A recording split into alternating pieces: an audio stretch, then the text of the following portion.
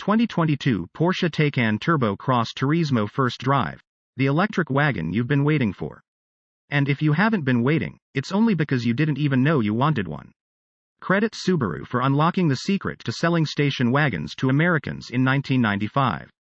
Faced with slumping sales at the start of the SUV boom, Subaru added plastic body cladding and a suspension lift a year later to the legacy wagon, called it Outback, and, as other manufacturers such as Volvo can confirm, the formula worked.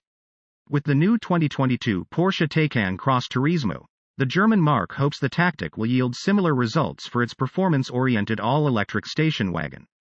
How separates the Cross Turismo from the regular Taycan? Similar to how the Tesla Model Y is basically a Model 3 with a minor suspension lift and a different roofline, Taycan Turbo Cross Turismo is pretty much a dual-motor all-wheel drive Taycan sedan featuring a gravel drive mode, standard air suspension, and minor ride height increases. Given that dual-motor all-wheel drive is standard, the powertrains predictably copy those of the Taycan 4 and Turbo models. With a permanent magnet motor at each axle, the rear drives a 2-speed automatic and the front a single-speed gearbox. The standard Taycan 4 Cross Turismo has 375 horsepower and 368 pound-feet of torque. The 4S model features 482 horsepower and 479 pound-feet. The Turbo packs 616 horsepower and 626 pound-feet. And the Turbo S spits out 616 horsepower and 774 pound-feet. All Taycan Cross Turismos come standard with Porsche's Big Performance Battery Plus, which has 93 kWh of capacity versus the 79 kWh standard on the Taycan sedan. Porsche isn't talking range yet.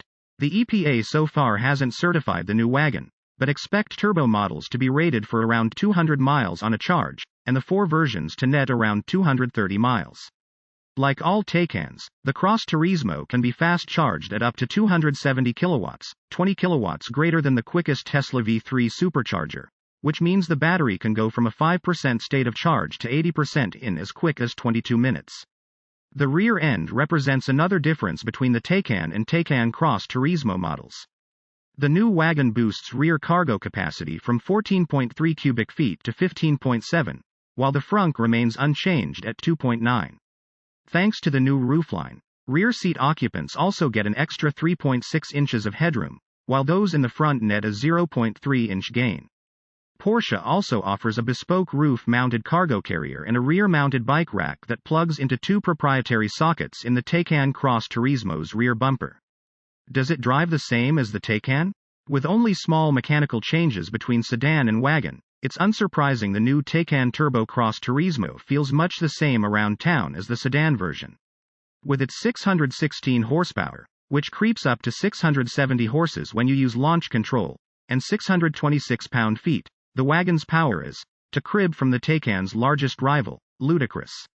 The Taycan Turbo Cross Turismo explodes forward when you breathe on the throttle, at a pace few other station wagons, let alone sports cars, can match. And there's a quicker version.